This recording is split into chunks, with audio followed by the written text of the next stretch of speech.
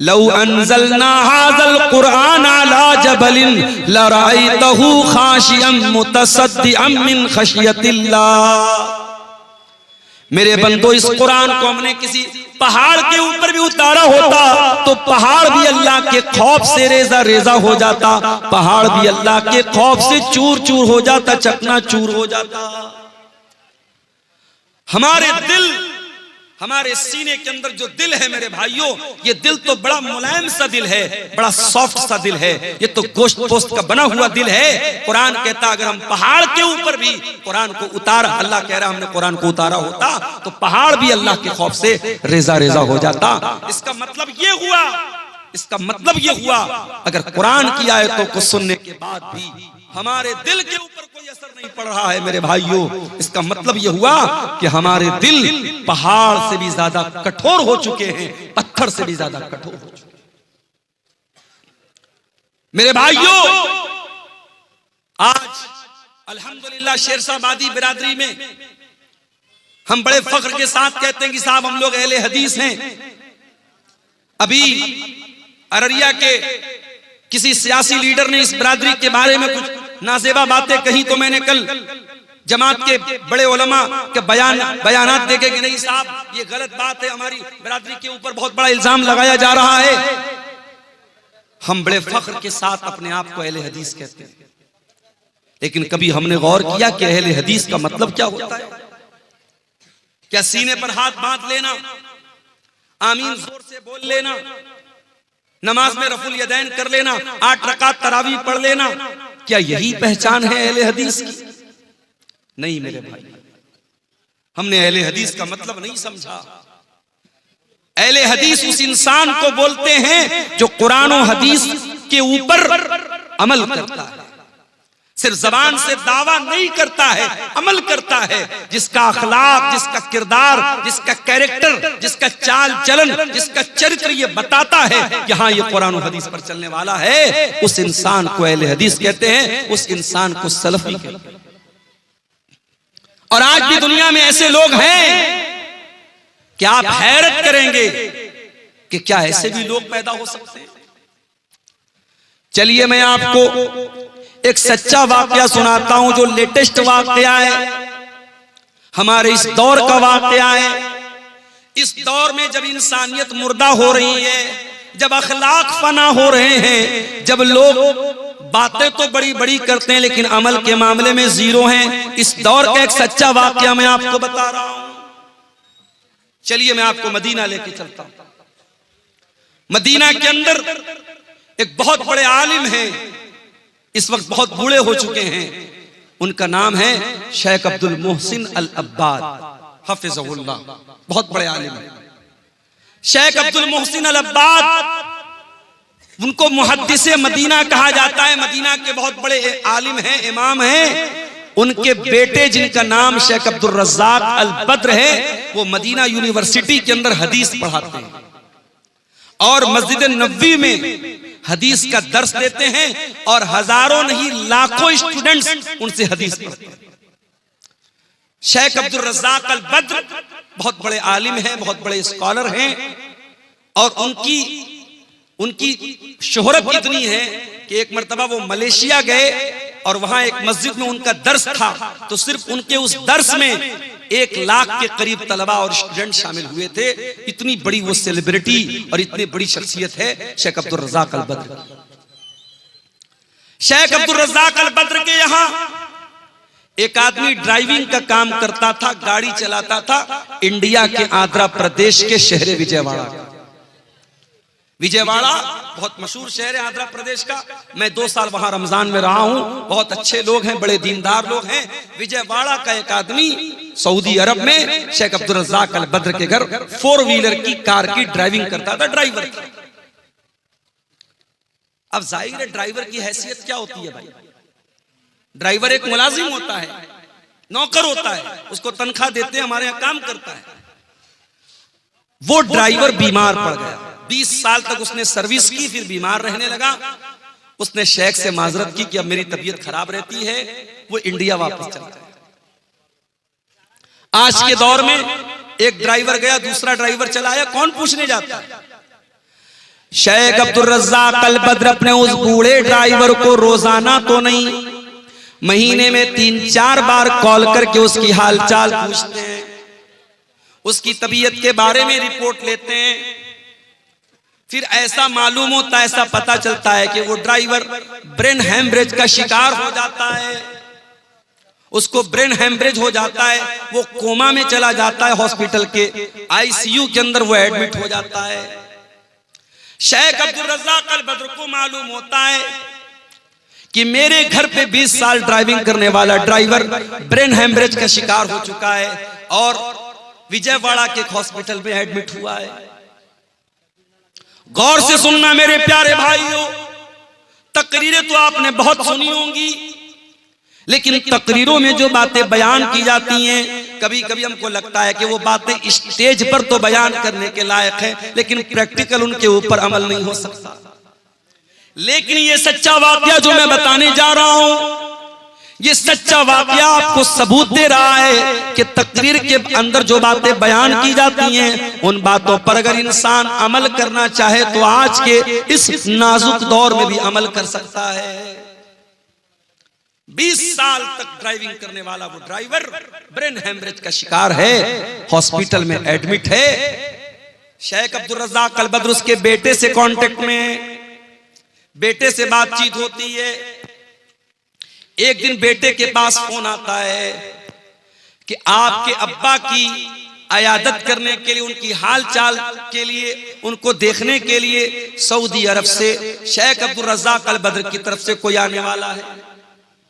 बेटा सोचता है इतनी बड़ी हस्ती हैं, पैसे वाले भी हैं और बहुत बड़े आलिम भी हैं, हो सकता है अपने किसी नौकर चाकर को भेज दे मेरे अब्बा की हालचाल लेने के लिए। वो दिन तय हो जाता है, टाइम तय हो जाता है और उस ड्राइवर का बेटा अपने इलाके के एयरपोर्ट पर जब पहुंचता है, क्या देखता है, उस एयरपोर्ट पर पहुंचने के बाद वो क्या देखता है कि शेख अब्दुल रज़्ज़ाक़ अल बद्र खुद फ्लाइट से तशरीफ लाए हुए हैं।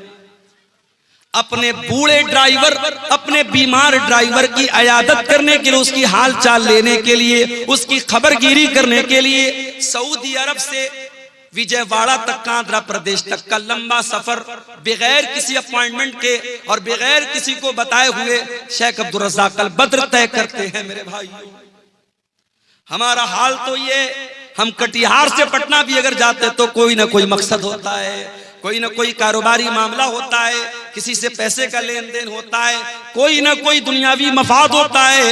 मेरे प्यारे साथियों, जिस दौर में इंसान किसी को बेमतलब सलाम भी नहीं करता है, ऐसे दौर में क्या ऐसा भी अखलाक मिल सकता है? मेरे प्यारे भाइयों, सऊदी अरब की सरजमीन से शेख अब्दुल रज़्ज़ाक़ अल बद्र फ्लाइट के जरिए आते हैं। हालांकि अगर वो एक कॉल कर दें, एक मैसेज कर दें, उनके लाखों स्टूडेंट हैं हिंदुस्तान की सरजमीन पर, जो बच्चे मदीना में जाके पढ़ते हैं वो शेख अब्दुल रज़्ज़ाक़ अल बद्र से भी पढ़ते हैं। जितने मदनी आलिम आपको मिलेंगे, जो बाद में जो मदनी आलिम हुए वो सब उनके शागिर्द आपको मिलेंगे। जितने भी मदनी आलिम हैं सब मदीना में पढ़े, उनके शागिर्द हैं।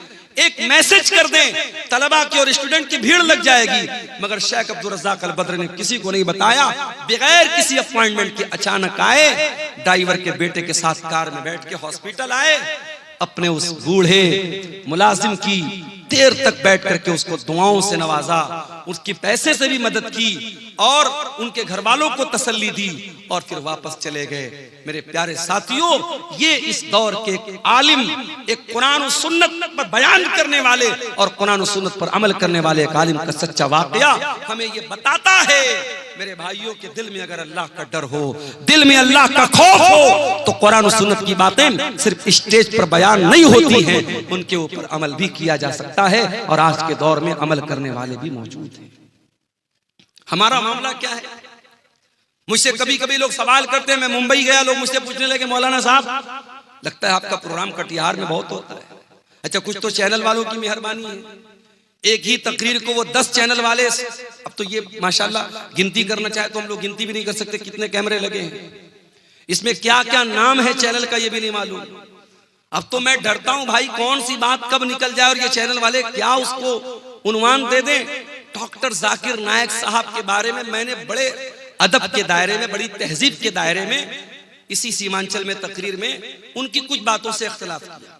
अब चैनल वाला क्या थंबनेल डाल रहा है, डॉक्टर जाकिर नायक हनफी हो गया, डॉक्टर जाकिर नायक अहले हदीस नहीं, उससे बचो। अब लोग मुझसे सवाल कर रहे हैं कि आपने डॉक्टर जाकिर नायक के खिलाफ क्या बोला है, क्या बोला है। मैंने कहा भैया जाके चैनल वालों से पूछो। तो हालात तो ये है, मैं बयान कुछ करता हूं, उस पर रिपोर्ट कुछ लगा देते हैं। तो लोग मुझसे सवाल करते हैं मुंबई वगैरह में कि मौलाना लगता है आपका प्रोग्राम उधर जो है कटिहार साइड में, सीमांचल साइड में बहुत होता है। और हकीकत में अगर आप देखें, सिर्फ मेरी बात नहीं है, जो भी हमारे जमात के बड़े बड़े मुकर्रिरीन हैं, जैसे मौलाना जरजीत साहब हो गए, और इसी तरीके से और भी जो भी इस वक्त जो मुकर्रिरीन को हम जानते हैं, जो चल रहे हैं या जिनको सोशल मीडिया पे सुना जा रहा है, उसमें से बहुत सारे लोग आपके सीमांचल में आते हैं। सीमांचल में जलसे इतने हो रहे हैं, तकरीरें इतनी सुनी जा रही हैं, मगर असर क्यों नहीं हो रहा है? क्या बेपर्दगी में कोई कमी आ रही है? क्या शराब के नशे में कोई कमी आ रही है? क्या ज़िनाकारी और बदकारी में कोई कमी आ रही है? क्या शादी ब्याह में लेन देन में कोई कमी आ रही है?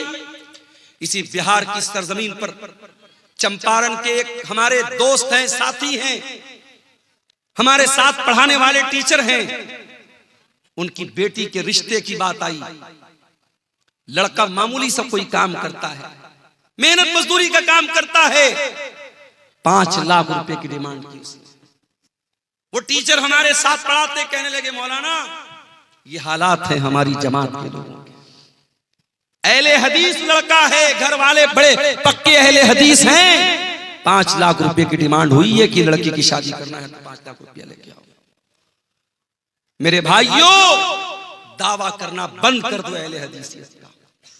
तुम्हारे शादी ब्याह में अगर तुम कुरान और सुन्नत को फॉलो नहीं करते हो, लेन देन में अगर कुरान और हदीस को फॉलो नहीं करते हो, चाल चलन में कुरान और हदीस पर नहीं चलते हो, तो सिर्फ सीने पर हाथ बांध कर और रफुल यदैन करके अपने आप को अहले हदीस कहना बंद कर दो, बंद कर दो अहले हदीसों को बदनाम करना।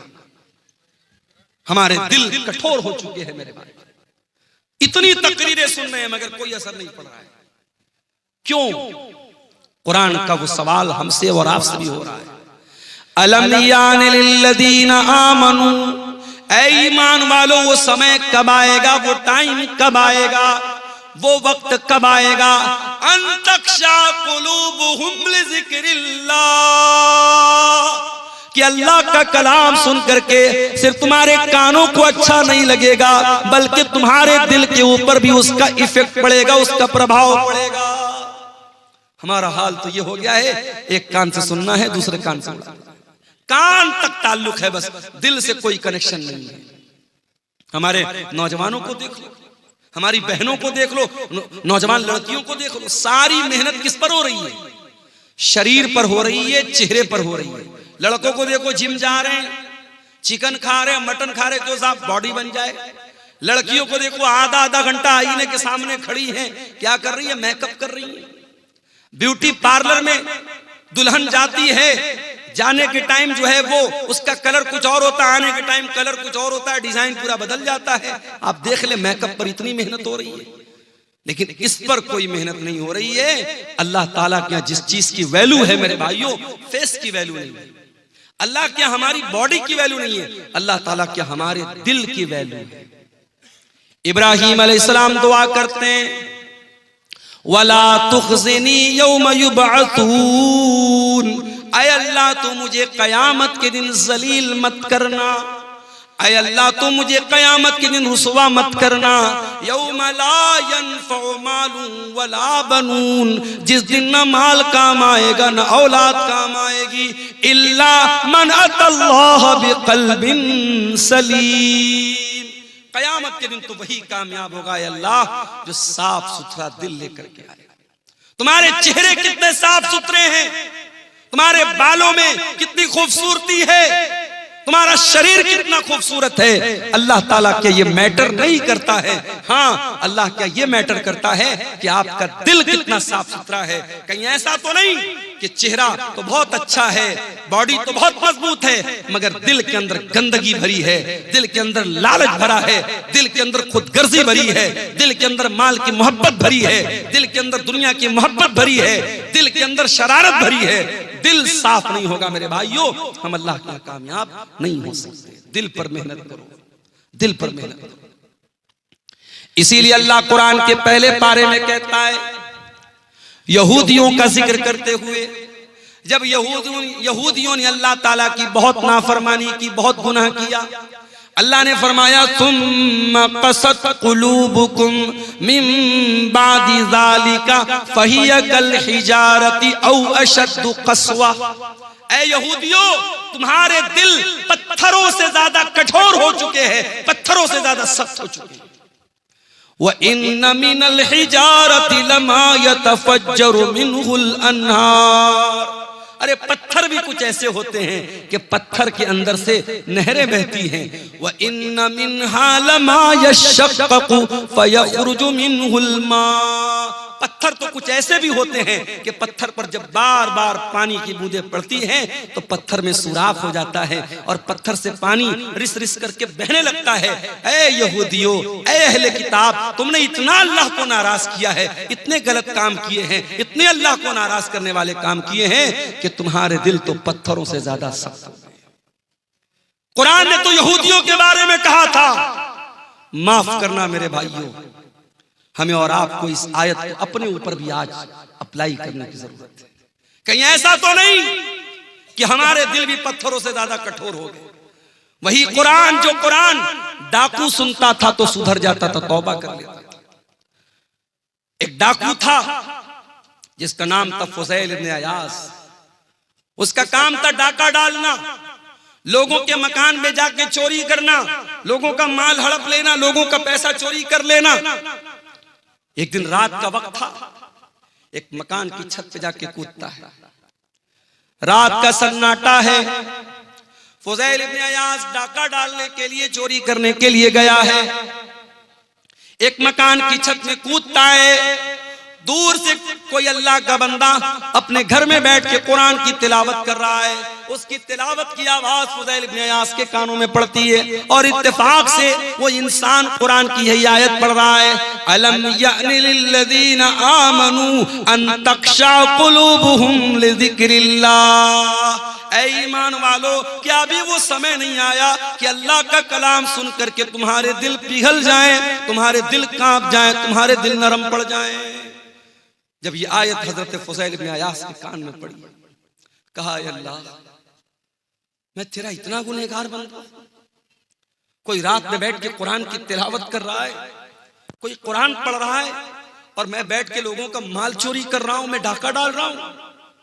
अय अल्लाह, मैं तौबा करता हूं तेरी बारगाह में। वो टाइम आ गया है अल्लाह, जिस टाइम के बारे में तू पूछ रहा है कि वो समय कब आएगा, वो समय आ चुका है।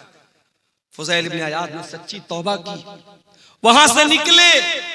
एक जगह अंधेरा था, बारिश का मौसम था, लोग एक जगह रुके हुए थे एक मकान में और आपस में बातें कर रहे थे। रात बहुत हो गई है, अब हमें यहीं रुक जाना चाहिए। किसी ने कहा नहीं, यहां रुको मत, हमें चलना चाहिए। क्या पता फुज़ैल इब्न अयाज़ नाम का डाकू कहीं छुपा हो और हमें पकड़ करके हमें लूट ले, मार ले। इससे पहले कि हमारा माल चोरी हो जाए, हमें यहां से निकल जाना चाहिए। फुज़ैल इब्न अयाज़ ने आसमान की तरफ देखा, कहा अल्लाह, तेरे बंदे आज मुझसे डरते हैं, उन्हें डर है फुज़ैल इब्न अयाज़ ना आ जाए, मेरा माल चोरी ना हो जाए, मेरे माल पे डाका ना पड़ जाए। ऐ अल्लाह, आज तेरा बंदा तुझसे सच्ची तौबा करता है और तुझसे वादा करता है जब तक जिंदा रहेगा तेरे घर को नहीं छोड़ेगा, अपनी सारी जिंदगी तेरे घर के लिए कुर्बान कर देगा, तेरी मस्जिद के लिए कुर्बान कर देगा।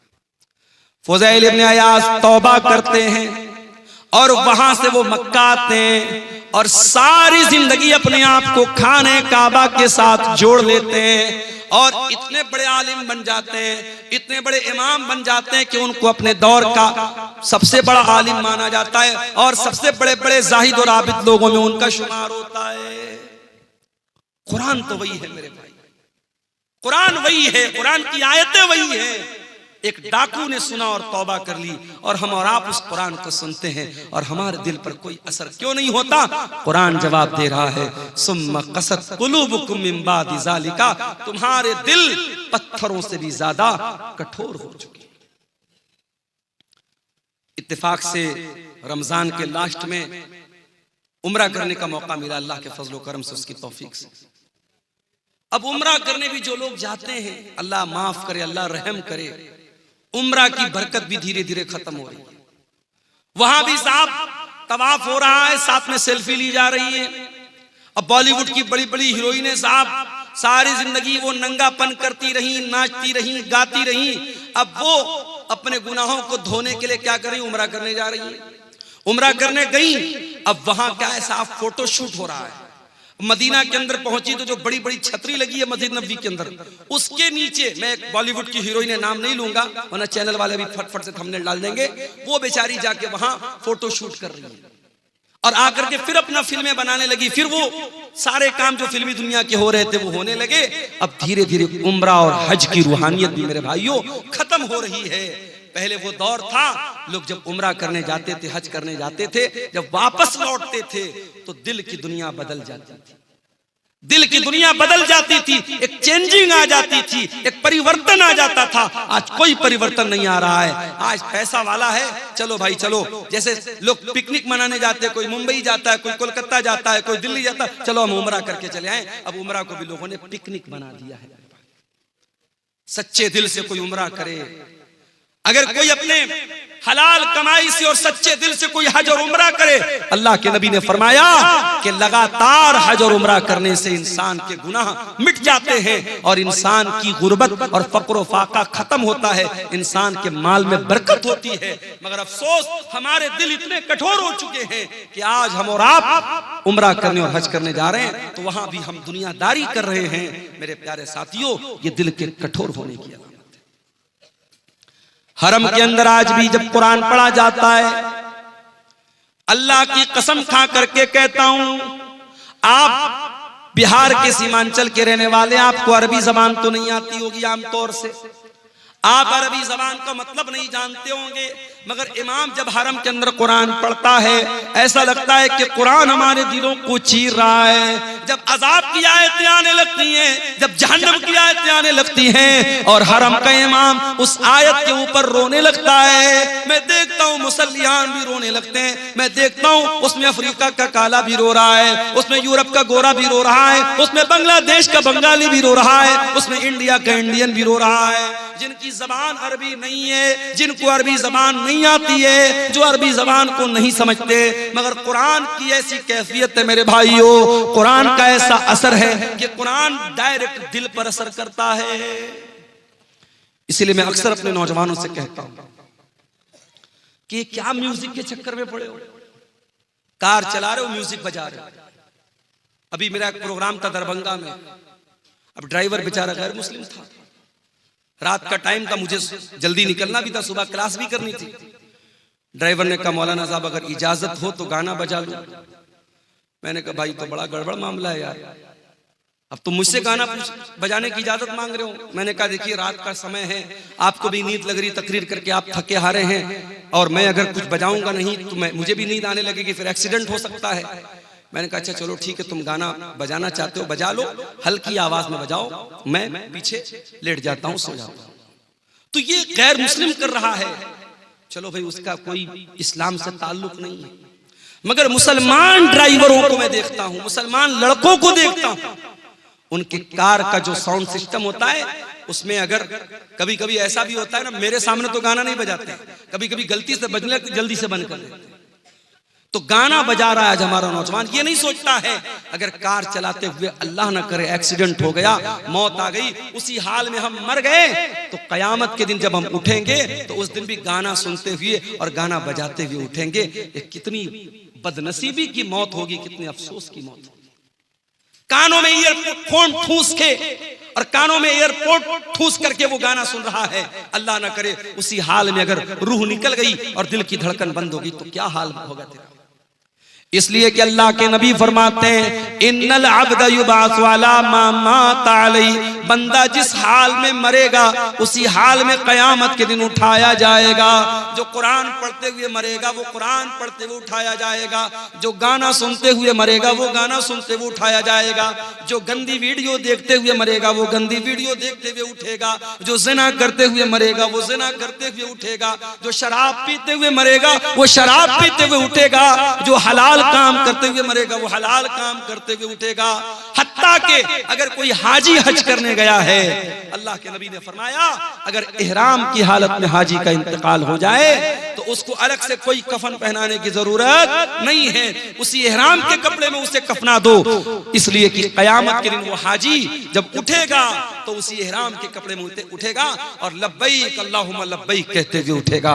मेरे साथियों, अगर आपको गाना और म्यूजिक से प्यार और मोहब्बत है और आपके दिल को गाने की आवाज से सुकून मिलता है, म्यूजिक से सुकून मिलता है, तो ये इस बात की पहचान है कि दिल के अंदर ईमान बहुत कमजोर हो चुका है, दिल मुर्दा हो रहा है। इसलिए कि कुरान कहता है अला बिज़िक्रिल्लाहि तत्मइन्नुल कुलूब, ईमान वालों के दिल को तो अल्लाह के जिक्र से सुकून मिलता है, ईमान वालों के दिलों को तो कुरान से सुकून मिलता है।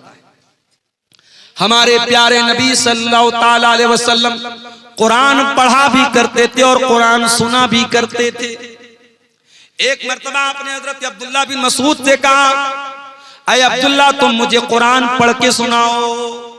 अब्दुल्ला बिन मसूद बहुत अच्छा कुरान पढ़ते थे, बहुत खूबसूरत आवाज थी। अब्दुल्ला बिन मसूद ने कहा कि अल्लाह के रसूल मैं आपको कुरान पढ़ के सुनाऊं? ये कुरान तो आप ही के ऊपर उतरा है, मैं आपको कैसे पढ़ के सुनाऊं? आपने फरमाया अय अब्दुल्ला इन्नी उहिब्बु अन अस्माअहु मिन गैरी, आज मैं दूसरे के मुंह से कुरान सुनना चाहता हूं, आज तुम मुझको कुरान पढ़ के सुनाओ। हजरत अब्दुल्ला कुरान पढ़ने लगे, अल्लाह के नबी सुन रहे हैं, हजरत अब्दुल्ला कुरान पढ़ रहे हैं। अल्लाह अकबर, अल्लाह के नबी बैठ करके कुरान सुन रहे हैं। मेरे नौजवानों, जरा दिल पे हाथ रख के बताओ, आखिरी बार तुमने अपने मोबाइल में कुरान कब सुना था? चलो आओ इसी बात पर चेक किया जाए, तुम्हारे यूट्यूब की हिस्ट्री चेक की जाए, तुम्हारे ब्राउजर की हिस्ट्री चेक की जाए, तुमने लास्ट टाइम कुरान को कब प्ले किया था, तुम्हारे मोबाइल में कुरान कब तुमने सुना था, कुरान को कब चलाया था? चेक किया जाए तो शर्मिंदगी उठानी पड़ जाएगी, शर्मिंदा होना पड़ जाएगा। मोबाइल आप लॉक करके वापस रख दे, नहीं मौलवी साहब रहने दीजिए। ये हालात है हमारे। हमारा नौजवान आज कुरान को न पढ़ता है न सुनता है। तुम्हारे नबी का हाल ये है, नबी कुरान सुन रहे हैं, हजरत अब्दुल्ला कुरान पढ़ रहे हैं। अब्दुल्ला बिन मसूद कहते हैं मैं कुरान पढ़ने लगा, अल्लाह के प्यारे नबी गौर से कुरान को सुनने लगे। मैं सूरह निसा की तिलावत कर रहा था, मैं पढ़ते पढ़ते जब सूरह निसा की आयत नंबर 31 के ऊपर पहुंचा, फकैफ़ इज़ा जीना मिन कुल्लि उम्मतिन बिशहीद व जीना बिका अला हाउलाई शहीदा। ऐ नबी, उस वक्त आपका क्या हाल होगा जब हम हर उम्मत के ऊपर से गवाह लाएंगे, और ऐ नबी हम आपकी उम्मत पर आपको गवाह बनाएंगे। जब इस आयत पर मैं पहुंचा, अल्लाह के नबी ने कहा हस्बुकलान, ऐ अब्दुल्ला अब रुक जाओ, अब बस कर दो, अब रुक जाओ, अब स्टॉप कर दो। हजरत अब्दुल्ला बिन मसूद कहते हैं मैंने नजरों को उठा करके देखा कि अल्लाह के नबी मुझको क्यों रोक रहे हैं, क्यों मना कर रहे हैं। फैजा ऐनाहु तजरीफान, मैंने क्या देखा कि अल्लाह के नबी की आंखों से आंसू बह रहे हैं, अल्लाह के नबी रो रहे हैं, अल्लाह के नबी की आंखों से आंसू बह रहे हैं। वो जिम्मेदारी का जो एहसास आपको हुआ, जो जिम्मेदारी कयामत की दिन आपके कंधों पर डाली जाएगी, उस जिम्मेदारी को याद करके अल्लाह के नबी रो रहे हैं। नबी तो रोए अपनी जिम्मेदारी को याद करके, और हम और आप बस इसी पर फख्र करें कि साहब हम तो अहले हदीस हैं, जन्नत हमारे बाप की है, जन्नत का सर्टिफिकेट हम लेके बैठे हैं। हम और आप कभी हमें कुरान पढ़ करके और सुन करके हमें रोने की नौबत हमें नहीं आती। मेरे भाइयों, ये आंखें खुश्क है मौला, इन्हें रोना नहीं आता। ये आंखें खुश्क है मौला, इन्हें रोना नहीं आता। कभी गौर करो मेरे भाइयों, आखिरी बार आपकी आंखों से आंसू अल्लाह के खौफ से कब निकले? किसी के मरने पे निकले होंगे, कोई तकलीफ हुई होगी निकले होंगे, कोई दर्द हुआ होगा निकले होंगे, मगर इन आंसुओं से अल्लाह के खौफ से आंसू कब निकला था? जरा सोचना मेरे भाइयों, जरा हम सब अपने गिरबान में झांकी और सोचें, अल्लाह के खौफ से आंसू कब निकला था? अल्लाह के नबी फरमाते हैं लैसा शैउन अहब्बु इलल्लाहि मिन क़त्रतैन, अल्लाह ताला को दो कतरे बहुत पसंद हैं, दो कतरे अल्लाह ताला को बहुत पसंद हैं। कतरतु दुमूइन मिन खशियतिल्लाह, एक आंसू का कतरा जो इंसान की आंखों से अल्लाह के खौफ से निकलता है, अल्लाह के डर से निकलता है, वो आंसू के कतरे अल्लाह ताला को बहुत पसंद है। वह कतरतु दमिन तुहराकु फी सबीलिल्लाह, और दूसरा वो खून का कतरा जो अल्लाह की राह में बहाया जाता है, अल्लाह की राह में शहीद होने वाला, अल्लाह की राह में जिहाद करने वाला, अल्लाह की राह में लड़ने वाला, उसके खून के कतरे अल्लाह ताला को बहुत पसंद है। वो आंसू जो अल्लाह के खौफ से निकलते हैं मेरे भाई, वो आंसू अल्लाह को बहुत पसंद है। अल्लाह के प्यारे नबी फरमाते हैं, बुखारी और मुस्लिम की रिवायत है, कयामत का दिन होगा, सूरज 1 मील की दूरी पर होगा, लोग गर्मी से पसीने से बेहाल होंगे। सबअतुन युज़िल्लुहुमुल्लाह, 7 तरीके के बंदे अल्लाह ताला के ऐसे होंगे जिनको अल्लाह ताला अपने अर्श का साया देगा।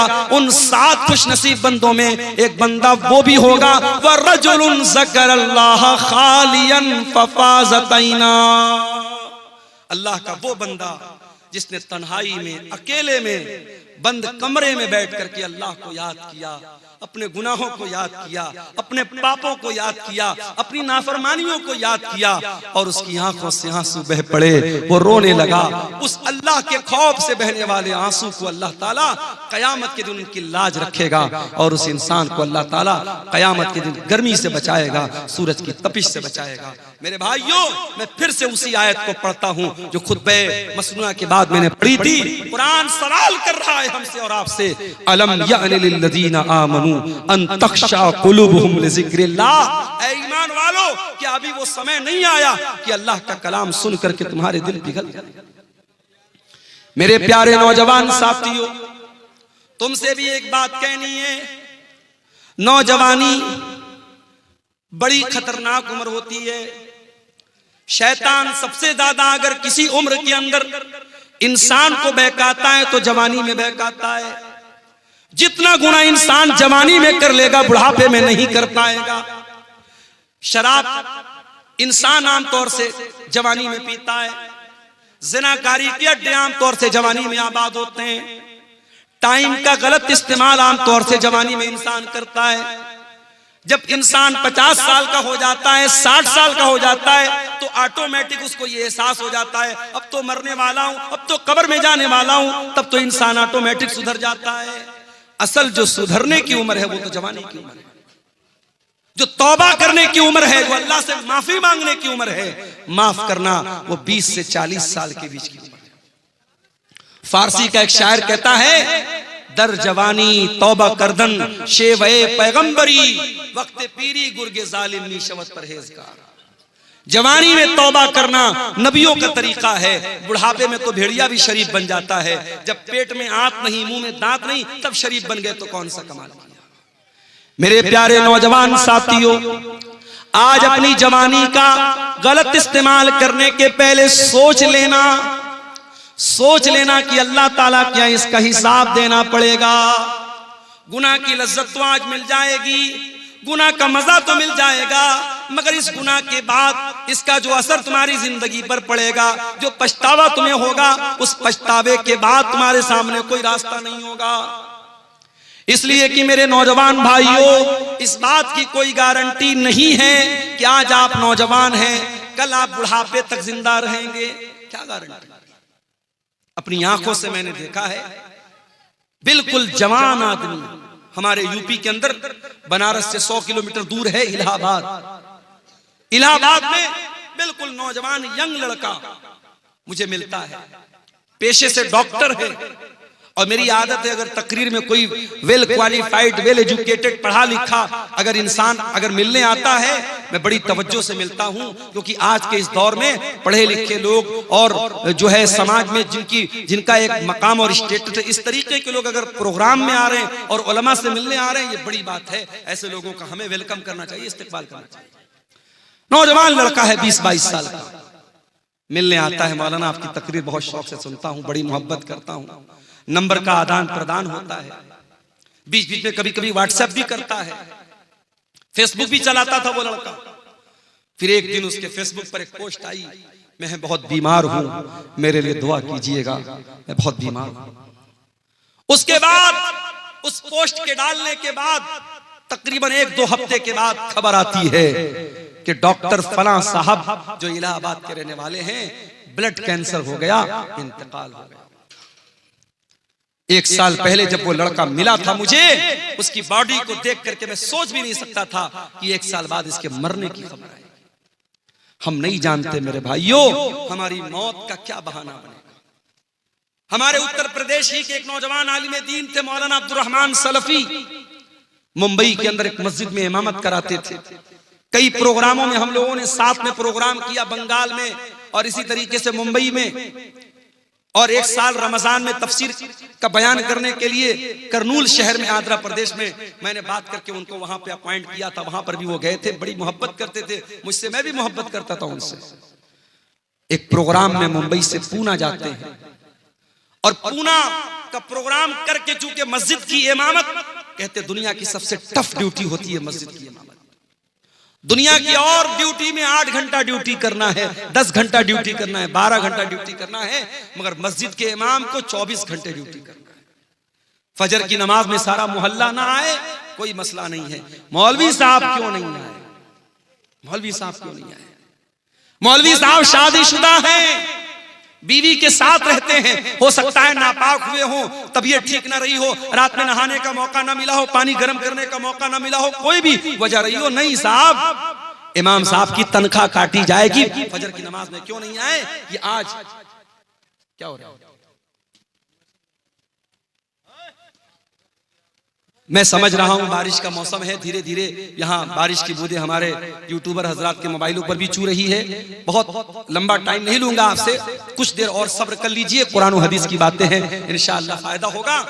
मेरे भाइयों आज सबसे टफ ड्यूटी अगर किसी की है तो इमाम की ड्यूटी है। मौलाना अब्दुल रहमान सलफी बिल्कुल यंग एज के 2 छोटे छोटे बच्चों के बाप हैं।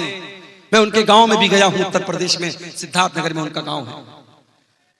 पूना में प्रोग्राम हुआ, रात ही में उनको मुंबई वापस आना है क्योंकि फजर की नमाज भी उनको पढ़ाना है।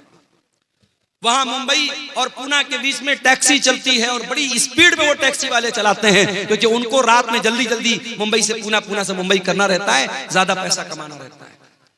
ड्राइवर ने बेहिसाब गाड़ी चलाई, बड़ी स्पीड में गाड़ी चल रही थी, 100-150 की स्पीड में गाड़ी चल रही थी। एक जगह रास्ते में जो डिवाइडर होता है, उस डिवाइडर में ले जाके ड्राइवर ने पूरी स्पीड में गाड़ी ठोक दी। गाड़ी के अंदर 10 लोगों में से 7 लोग ऑन द स्पॉट इंतकाल कर गए। मौलाना अब्दुल रहमान सलफी अल्लाह रहमत मगफरत फरमाए, ऑन द स्पॉट उनका इंतकाल हो गया, पूरा सर पिचक गया और बड़ी मजलूमाना तरीके से उनकी मौत हो गई। क्या वो पूना जाने के पहले उन्होंने सोचा था कि मेरे साथ ऐसा हो जाएगा? हम नहीं जानते मेरे भाई, कौन सा एक्सीडेंट, कौन सी बीमारी, कौन सा बहाना हमारी जिंदगी की सांसों की डोर को खत्म कर देगा, हमारा दिल धड़कना बंद हो जाएगा। मेरे भाइयों जिंदगी का नाजायज इस्तेमाल मत करो, जवानी की इन घड़ियों का मिसयूज मत करो। इस जवानी में गलत काम करके अगर अल्लाह के चले गए बगैर तौबा किए तो पछताना पड़ेगा मेरे भाई। अन्तकुल नफ्सुन या हसरता अला मा फर्रतु फी जंबिल्लाह।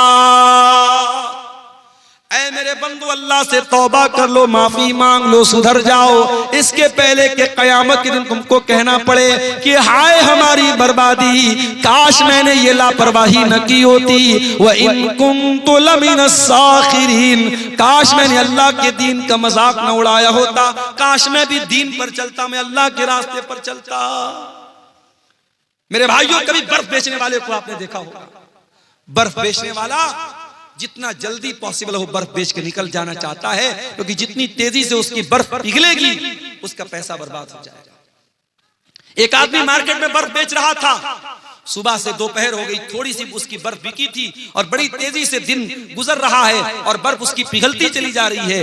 एक आदमी ने देखा कि वो बर्फ बेचने वाला जब दोपहर हो गई और बर्फ नहीं बिक रही है तो वो चिल्लाने लगा और कहने लगा कि ऐ लोगों, इसके पहले कि मेरा कैपिटल खत्म हो जाए, मेरी पूंजी खत्म हो जाए, मेरा सरमाया खत्म हो जाए, मेरी बर्फ को खरीद लो, मेरा बर्फ खरीद लो, इससे पहले कि मैं लुट जाऊं, मैं बर्बाद हो जाऊं। वो आदमी कहता है उस बर्फ बेचने वाले को जब मैंने देखा तब मुझे कुरान की इस आयत का मतलब समझ में आया, वल अस्र इन्नल इंसान लफी खुस्र, कसम है जमाने की, बेशक इंसान बहुत बड़े घाटे में है। जो इंसान अपने टाइम की कदर न करे, अपने समय की कदर न करे, अपनी जवानी की कदर न करे, अपने टाइम का सही इस्तेमाल न करे, उससे बड़ा खसारे में और उससे बड़ा नुकसान उठाने वाला मेरे भाइयों कोई नहीं है। आज हमारे नौजवान साथियों को इस पर भी गौर करने की जरूरत है कि आप अपनी जवानी को कहां गुजारें।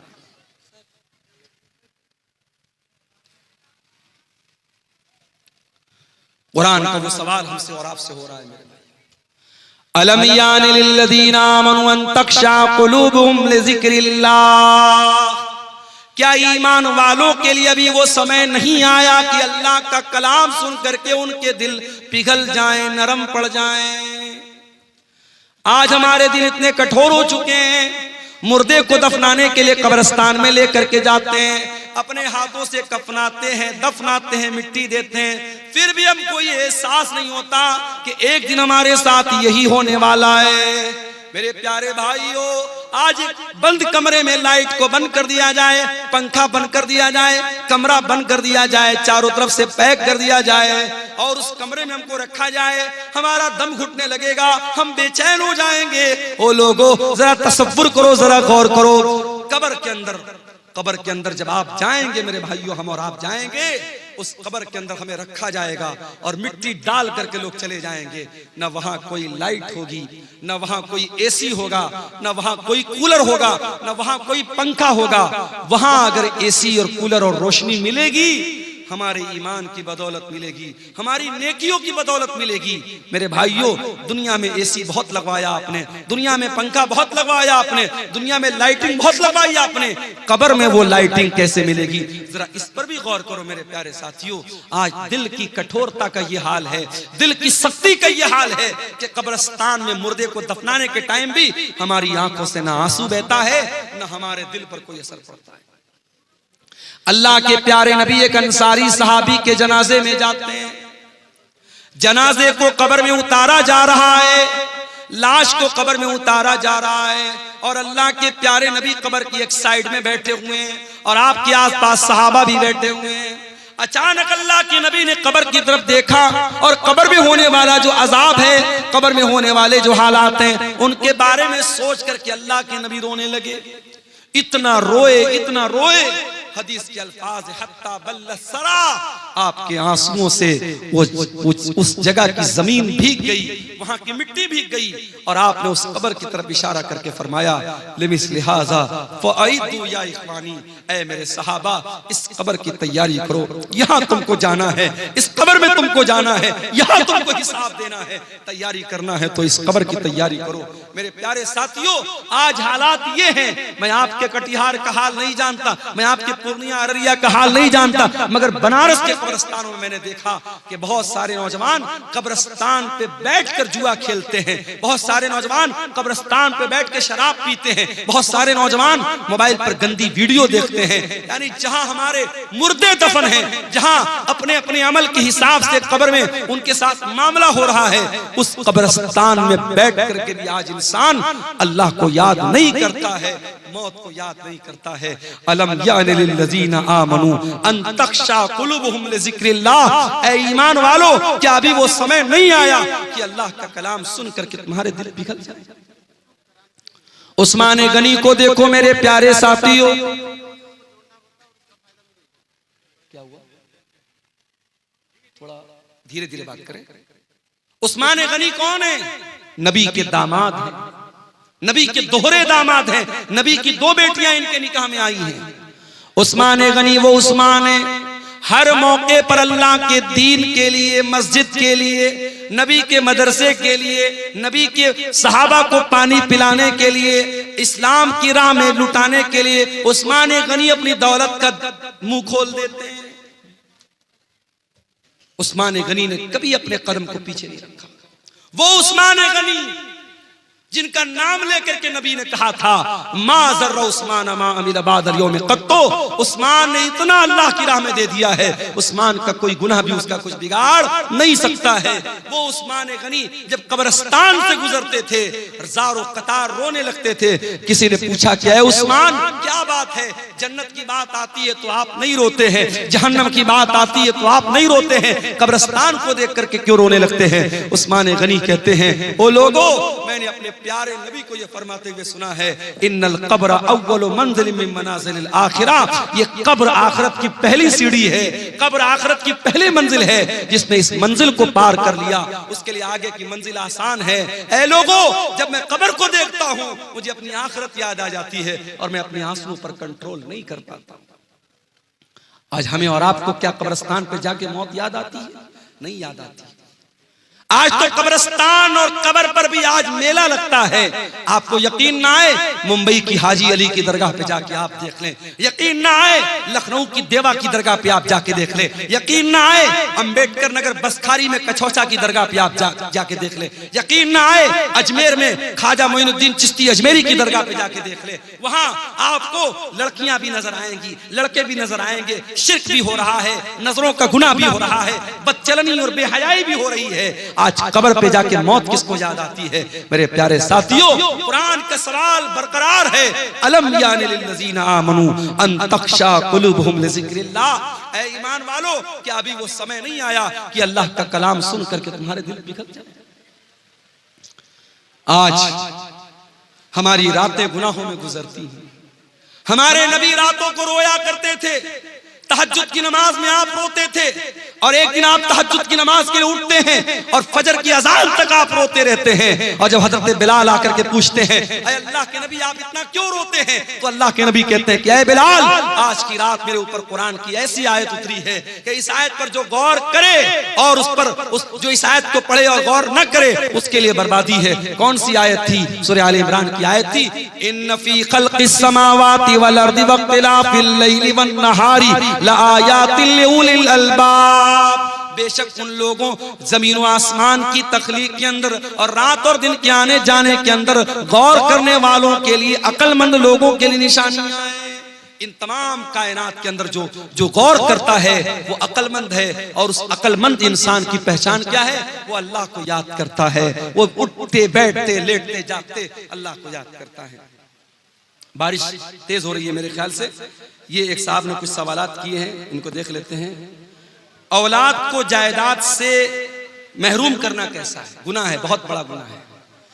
औलाद जितनी भी नाफरमान हो, औलाद को, माँ बाप को यह अधिकार नहीं है कि उसको जायदाद से आक कर दे, महरूम कर दे। मैं इसी कटिहार के इलाके में बयान कर चुका हूं कि बहुत सारे ऐसे केस भी देखने को मिले हैं कि बाप की वजह से बेटे की आंख में आंसू है। बाप एक बेटे को अपनी सारी जमीन और जायदाद दे रहा है और दूसरे बेटे को महरूम कर रहा है। ये नाइंसाफी और ये अदल इंसाफ का गला घोटना, मेरे भाइयों, इसका हिसाब अल्लाह बना दे। जिस घड़ी चाहे जो चाहे चीर कर दरिया की मौजें रास्ता कर दे। जो सुल्तानी का दावा कर रहा है मुल्क पर बरसों, पकड़ कर ऐसे जालिम को तू लम्हों में फना कर दे। पकड़ कर ऐसे जालिम को तू लम्हों में फना कर दे। हुई मेरी जबीना खम कभी अग़यार के दर पर, तू मुझ पर रहम कर मौला, जहन्नम से रिहा कर दे। तू मुझ पर रहम कर मौला, जहन्नम